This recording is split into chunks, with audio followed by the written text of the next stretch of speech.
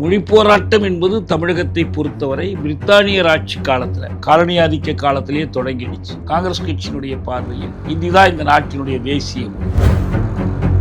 தமிழ் அந்த சமஸ்கிருதத்தினுடைய தாக்குதலை எதிர்த்து தான் தாக்கு பிடிச்சு நின்றுருக்கு. பெரியார் கைதாகி பெல்லாரி சிறையில் அடைக்கப்பட்டிருந்தார். இந்த இந்தி முழுமையா இந்த வேலைக்கு தயாராகிற வரைக்கும் துணைக்கு இங்கிலீஷை வச்சுக்கலாம், அவ்வளவுதான். திராவிட முன்னேற்ற கழகம் தொடர்ந்து மக்கள்கிட்ட இந்தி ஆட்சி மொழி ஆகக்கூடாது என்று பரப்புரை செஞ்சாங்க. திமுக மாணவர் தலைவர்கள் இதுல முக்கியமான பங்கு வச்சாங்க.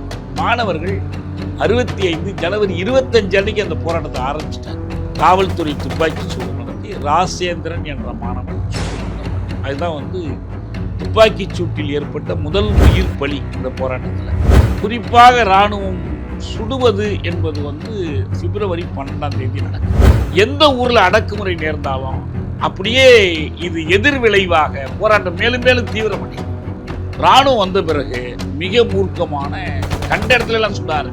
இந்த இராணுவத்தில் வந்த ஒரு தமிழ்நாட்டுக்காரர் என்ன பண்றாருன்னா, அவர் இந்த குழந்தையை தூக்கி வச்சு கொண்டு கதறார். இதை பார்க்க எல்லாருக்கும் ஆத்திரம் பண்படங்க. குறைந்தது 250 பேர்.